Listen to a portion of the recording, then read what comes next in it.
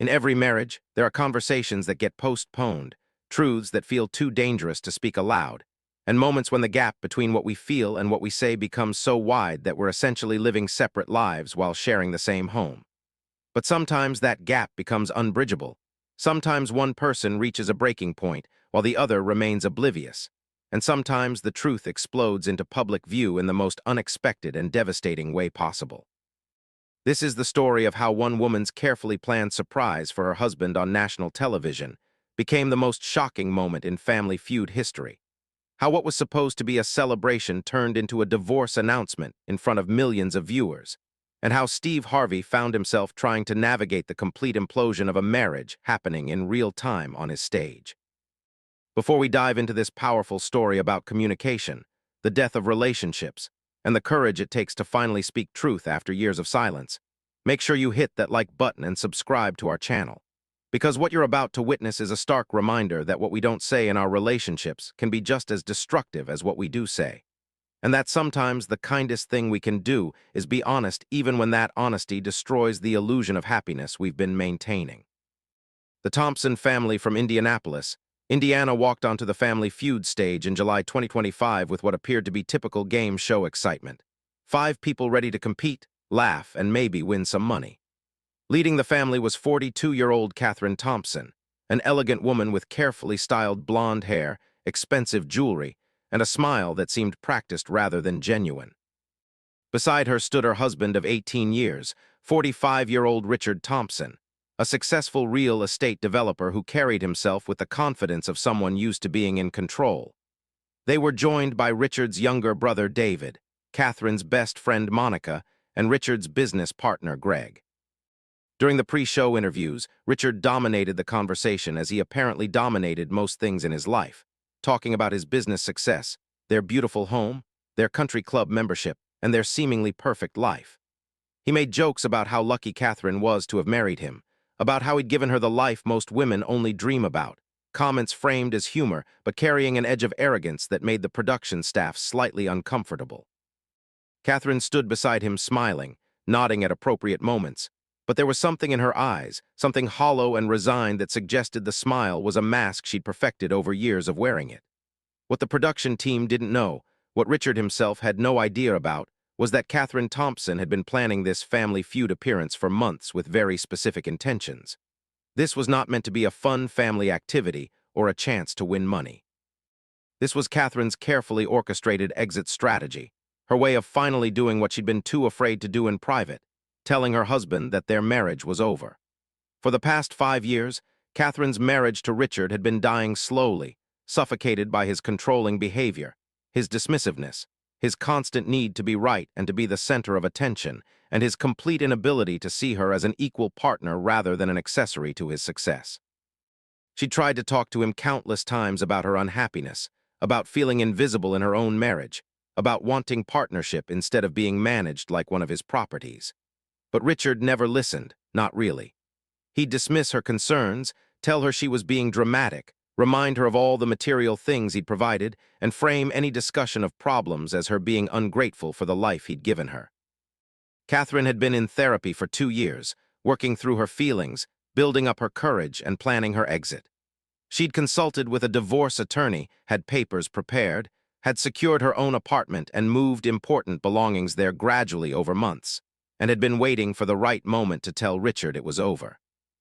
The Family Feud appearance had been her idea, suggested months ago as something fun they could do together, and Richard had agreed because he loved being in the spotlight and saw it as another opportunity to showcase his success. What Richard didn't know was that Catherine had coordinated with the show's producers ahead of time, explaining that she had something important she needed to do during the taping and requesting their cooperation.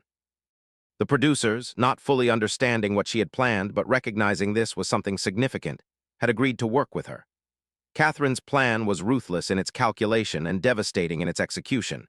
She was going to announce her intention to divorce Richard on national television, in front of millions of viewers, in a setting where he couldn't control the narrative, couldn't dismiss her, couldn't make her feel small or crazy for her feelings.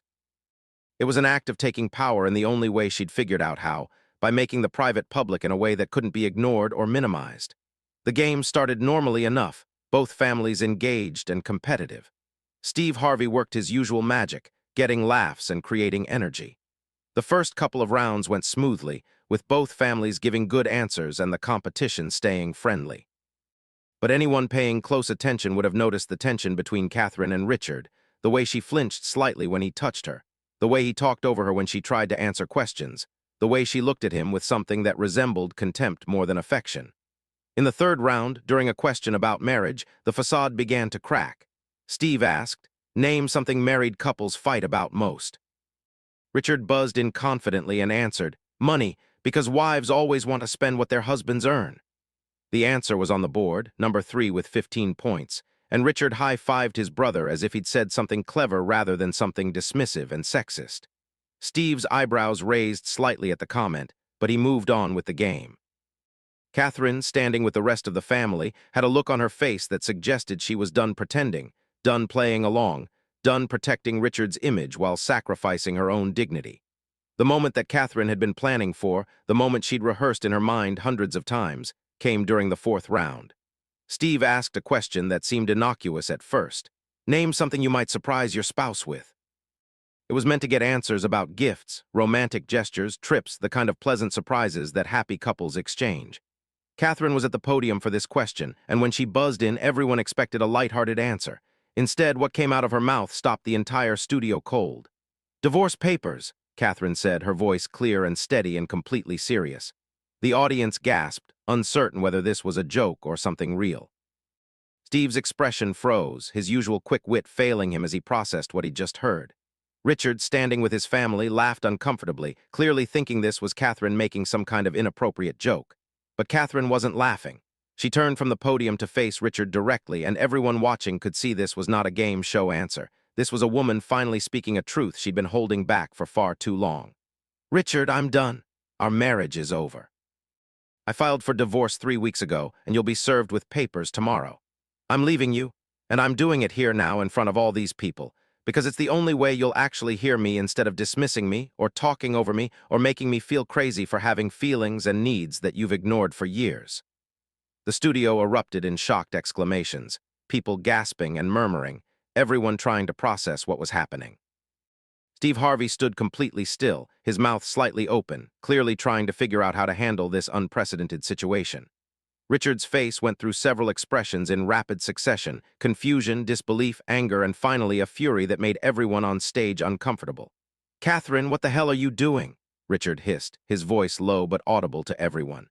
"This is not the time or place for whatever game you're playing. We'll talk about this at home." Catherine's response was immediate and powerful. "No, Richard, we won't talk about this at home, because at home you don't listen. You talk over me, you dismiss my feelings. You tell me I'm being dramatic or ungrateful, and then you go back to treating me like I'm part of the furniture in your perfect life rather than a human being with thoughts and needs. We've been having the same conversation for 5 years where I tell you I'm unhappy, and you tell me I shouldn't be because look at everything you've given me." She continued, her voice gaining strength. "But you haven't given me what I actually needed: partnership, respect, equality, someone who sees me as a person rather than as an accessory to your success. I've tried to tell you this privately, in therapy, in conversations you wouldn't participate in because you think going to counseling is beneath you. So yes, I'm telling you here now, on national television, because maybe with all these people watching, you'll actually have to acknowledge what I'm saying instead of making it disappear like you make everything disappear that doesn't fit your narrative of our perfect life." Richard, his face red with embarrassment and rage, tried to regain control of the situation. "You're making a fool of yourself and embarrassing our family on national television. I don't know what's gotten into you, but this is completely unacceptable behavior. We have a good marriage, a good life, and whatever issues you think we have, we can discuss them rationally at home like adults." Steve Harvey, recovering from his initial shock, stepped between them, his expression serious and his voice carrying authority. "Okay, we need to stop the game right now. This has clearly gone beyond a game show, and we need to give you both space to process what's happening." He turned to his production team. "Clear the studio. Everyone except essential crew needs to leave. This family needs privacy." The audience and the other family were escorted out, while Steve brought Catherine, Richard, and their family members to a private area off stage. The tension was thick enough to cut with a knife, Richard seething with barely controlled anger, Catherine standing firm with her decision, and the family members caught in the middle looking shocked and uncomfortable. Once they were away from cameras and audience, Richard unleashed his fury at Catherine. "How dare you humiliate me like this? Do you have any idea what you've just done? Everyone we know will see this, our friends, our business associates, everyone at the country club. You've destroyed our reputation, our standing in the community, for what? Some dramatic statement about being unhappy. This is insane, Catherine, and I'm not going to let you blow up our lives because you're having some kind of midlife crisis." Catherine didn't back down. "Richard, listen to yourself. Your first concern is your reputation, your standing, what people will think. Not how I feel, not why our marriage is dying, not whether I'm actually unhappy or what you could do to address it. It's all about how this affects you, your image, your control. That's exactly why I'm leaving, because after 18 years, you still don't see me as a person separate from you, with my own feelings and needs that matter." Monica, Catherine's best friend, spoke up in support. "Richard, I've watched you dismiss Catherine for years. She's tried to talk to you about problems in your marriage, and you've shut her down every single time. She suggested couples counseling, and you refused. She asked you to spend more time with her, and you scheduled more business meetings. She told you she felt invisible, and you bought her expensive jewelry instead of actually listening to what she was saying. Maybe if you'd taken her seriously any of the hundreds of times she tried to communicate with you, it wouldn't have come to this." Richard turned his anger on Monica. "Stay out of this. This is between me and my wife, and it's none of your business." David, Richard's brother, intervened with visible discomfort. "Rich man, I love you, but she has a point. I've heard you talk about Catherine like she's one of your possessions, not your partner. You make all the decisions, you control all the money, you plan everything without asking her input. That's not a marriage. That's you running Catherine's life like you run your business." Richard looked around at the people who were supposed to be on his side, realizing that none of them were defending his behavior. All of them were acknowledging problems he'd been blind to or willfully ignored. Steve Harvey, who had been quietly observing, spoke with the wisdom of someone who'd lived long enough to see these dynamics play out many times. "Richard, I'm going to tell you something, and I need you to really hear it. Your wife just told you in the most dramatic and public way possible that she's leaving you. Your response has been about your reputation, your control, your image. Not once have you asked her why she's this unhappy. Not once have you acknowledged her feelings. Not once have you taken any responsibility for the state of your marriage. That tells me everything I need to know about why she felt she had to do this publicly, because in private, you don't listen." He continued, his voice firm but not unkind. "Catherine making this announcement on national television was extreme, was calculated, and is going to have consequences for both of you. But the fact that she felt this was her only option to be heard, that tells me your marriage has been in crisis for a long time, and you've been either oblivious or in denial about it." Richard, cornered and forced to actually listen for the first time, tried a different approach. "Fine, Catherine, you're unhappy. I hear you. We can fix this, we can go to counseling, we can work on whatever issues you think we have. But announcing a divorce on television, that's not the way to handle problems in a marriage. Let's go home, talk about this properly, figure out how to make you happy." Catherine shook her head, recognizing this for what it was, another attempt to control the situation, to manage her feelings, to make this about what he was willing to do rather than about what she actually needed. "Richard, it's too late. This isn't a negotiation, and this isn't me trying to get your attention so you'll finally make changes. This is me telling you that I'm done, that I've already filed for divorce, that I've moved out of our house, that I'm not coming back. The marriage is over, and no amount of you suddenly being willing to go to counseling now that I'm leaving is going to change that." She continued with a strength that surprised everyone, including herself. "For 5 years I've asked you to change, to see me, to treat me as an equal. You've had 5 years to decide our marriage was worth saving, 5 years to make adjustments and show me I mattered. You didn't. You kept doing exactly what you wanted, dismissing my needs, controlling every aspect of our lives, and expecting me to be grateful for the lifestyle you provided while ignoring that I was dying inside. I'm not giving you another chance to promise changes you won't make. I'm done." Steve asked Catherine directly, "Why did you choose to do this here in this way? You knew it would be public, that it would be humiliating for both of you in different ways, that it would create a spectacle. Why not just serve him papers privately and move forward with the divorce?" Catherine's answer was honest and raw. "Because for 18 years, Richard has controlled the narrative of our marriage. To everyone who knows us, we're the perfect couple with the perfect life. I've smiled and played along because that's what you do, right?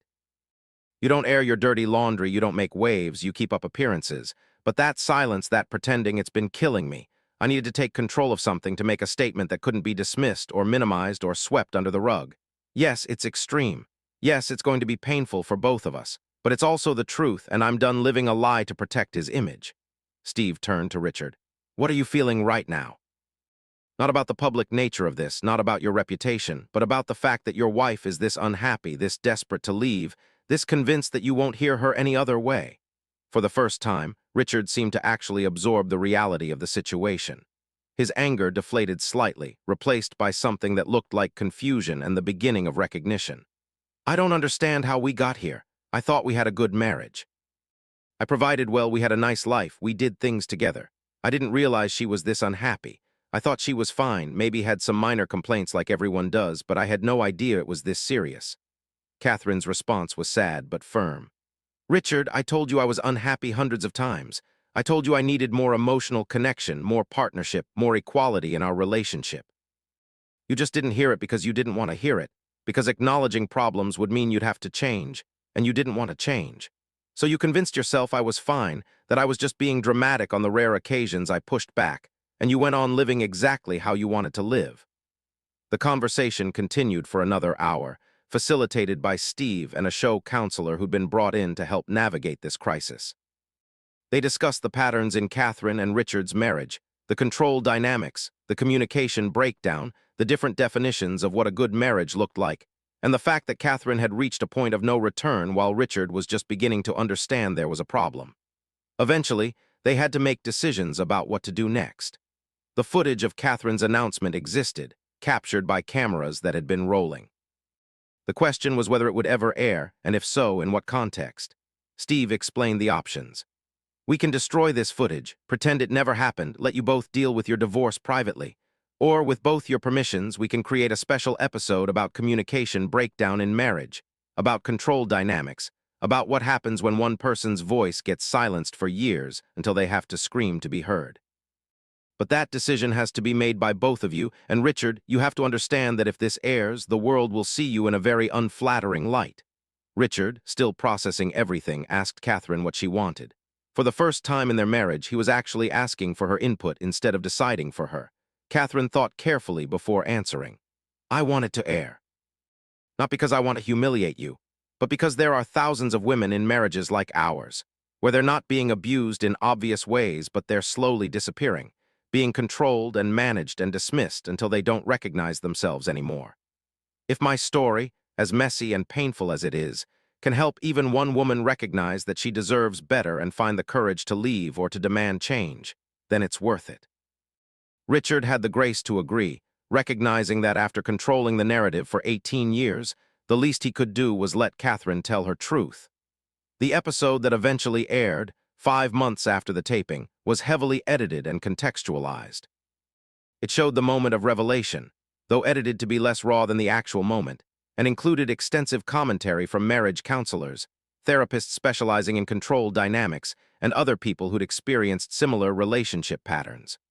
Most importantly, it included separate follow-up interviews with both Catherine and Richard filmed months apart, showing how they were each processing the end of their marriage. Catherine, interviewed 3 months after the taping, looked different than she had on the Family Feud stage, lighter somehow, more herself. She spoke about the months since leaving Richard, about the relief of finally living authentically, about the therapy she was continuing to work through her role in staying in an unhealthy marriage for so long. Leaving Richard was the hardest and best thing I've ever done, Catherine explained.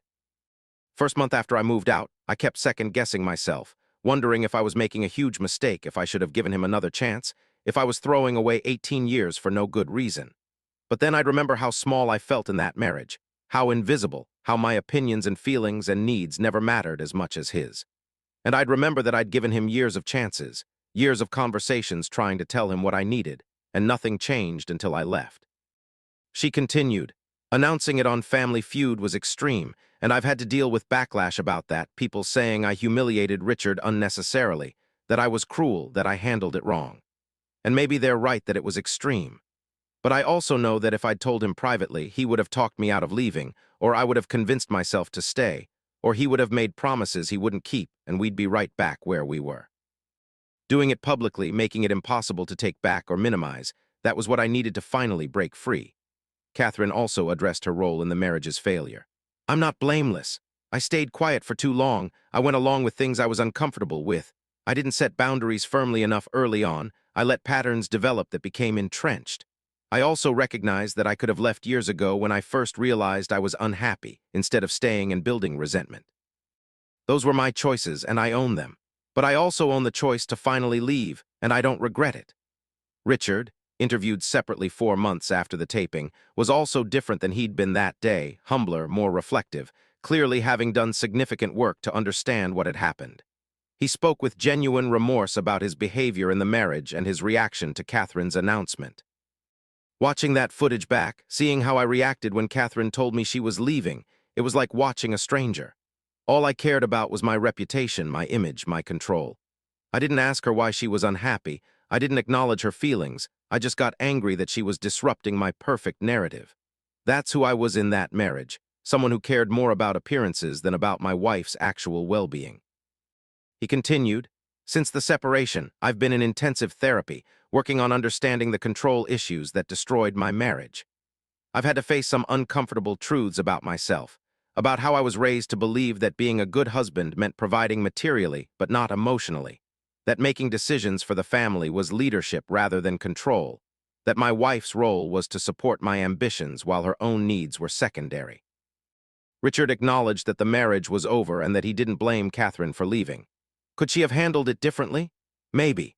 But the fact that she felt she had to make such a dramatic public statement to be heard, that's on me. That's the result of years of me not listening, not valuing her input, not treating her as an equal partner. I failed my marriage, and I failed Catherine. I hope she finds happiness and peace because she deserves both. Importantly, Richard also spoke about what he was doing differently in his life post-divorce. "I've had to examine all my relationships, not just my marriage. My business relationships, my friendships, my family connections. And I've realized I had this pattern of needing to be in control, needing to be right, needing to dominate conversations and decisions. I'm working on listening more, on valuing other people's perspectives, on recognizing that being wrong or not knowing everything doesn't make me weak." The episode sparked enormous conversation when it aired. Thousands of people, mostly women but also some men, shared stories of being in relationships where they felt controlled, dismissed, or invisible. Marriage counselors reported increased requests for couples therapy, with many people citing the episode as the catalyst for seeking help before their marriages reached the point of no return. Divorce attorneys reported consultations from people who recognized themselves in Catherine's story and decided they deserved better. But there was also significant debate about Catherine's method of announcing the divorce. Some people praised her for taking control and making a statement, while others criticized her for humiliating Richard publicly and handling the situation in what they saw as a cruel way. Relationship experts weighed in with nuanced perspectives, acknowledging that while public divorce announcements are generally not recommended, Catherine's choice reflected the severity of the power imbalance in her marriage and her need to assert control in a situation where she'd had none. 6 months after the episode aired, Steve Harvey brought both Catherine and Richard back, separately, for individual segments about their journeys. With Catherine, Steve explored how she was rebuilding her life. She shared that she'd gone back to school to finish a degree she'd abandoned when she married Richard, that she was working part-time and loving her independence, that she'd rekindled friendships Richard had discouraged, and that she was rediscovering who she was outside of being Mrs. Richard Thompson. "The divorce was final last month," Catherine shared, "and on the day the judge signed the papers, I felt this overwhelming sense of relief and freedom. I wasn't angry anymore, wasn't sad, just free. Free to make my own decisions, to live my own life, to be my own person. I'm dating myself right now, figuring out what I like, what I want, who I am. And eventually maybe I'll date other people, but I'm in no rush. I'm just enjoying being Catherine, not Richard's wife, not anyone's wife, just me." Steve asked if she regretted how she'd handled the divorce announcement. "I regret that I hurt Richard because despite everything, I did love him at one point and I didn't take pleasure in humiliating him. But I don't regret doing it publicly because it was the only way I could follow through. If I'd told him privately, I would have backed down, would have let him talk me into staying, would have convinced myself to give him another chance. Doing it publicly made it real and irreversible, and that's what I needed." With Richard, Steve explored his journey of self-reflection and change. Richard shared that he'd continued therapy and had joined a men's group focused on healthy masculinity and relationships. "I've learned that a lot of my behavior came from how I was raised. This idea that men lead and women follow, that providing financially was all that mattered, that emotions were weakness. My dad ran our family the way I ran my marriage, and my mom never pushed back, so I thought that was normal. He continued, but normal doesn't mean healthy, and just because that's how I was raised doesn't excuse how I treated Catherine. I had 18 years to learn and grow and change, and I didn't. I stayed stuck in these patterns until Catherine had no choice but to leave. That's on me. Steve asked Richard directly if he'd changed. I hope so. I'm trying. I catch myself more now when I'm being controlling or dismissive. I listen more, I ask more questions, I accept when I'm wrong. But it's ongoing work, not a one-time fix. And I don't get a medal for doing what I should have been doing all along. 1 year after Catherine's shocking announcement, a documentary was produced examining the broader issues their story raised about control in relationships, emotional neglect, the difference between material provision and emotional partnership, and the ways that power imbalances destroy marriages. The documentary featured interviews with dozens of people who'd been in similar relationships, with therapists explaining the patterns and warning signs, and with both Catherine and Richard reflecting on their experience with the distance of time. The documentary was unflinching in its examination of how relationships die slowly when one person's needs consistently matter more than the others. But it was also hopeful in showing that people can change, can learn, can build healthier relationships if they're willing to do the difficult work of self-examination and growth. Before we close this powerful story, I need you to hit that subscribe button and turn on notifications, because stories like Catherine and Richard's remind us that silence in a relationship isn't peace. It's often suppression, that control masked as care is still control, and that speaking our truth, even when that truth is difficult or painful, is essential to living authentically and finding real partnership. If this story resonated with you, share it with someone who needs to hear it. Comment below about the importance of equal partnership in marriage or about your own experiences with finding your voice in relationships. And remember that if you're in a relationship where you feel consistently dismissed, controlled, or invisible, that's not love, that's not partnership, and you deserve better. Catherine Thompson walked onto a Family Feud stage with a secret plan to announce her divorce in the most public way possible, to finally take control of her narrative after 18 years of having no control in her marriage. Was it extreme? Yes. Was it the conventional way to handle a divorce? No. But it was what she needed to finally break free from a relationship that was slowly erasing her, to make a statement that couldn't be dismissed or minimized, and to begin the journey of rediscovering herself outside of a marriage that had defined and confined her for nearly 2 decades. Richard Thompson was forced to face uncomfortable truths about himself, about how his need for control and his inability to see Catherine as an equal partner had destroyed his marriage. The public nature of the revelation was humiliating and painful, but it also became a catalyst for real self-examination and growth that might not have happened if Catherine had left quietly. Their story is ultimately not about the spectacle of a public divorce announcement, but about what happens when communication breaks down completely in a marriage. When one person's voice gets silenced for so long that they have to scream to finally be heard, and when the pretense of a perfect marriage hides the reality of 2 people living separate existences while sharing the same address.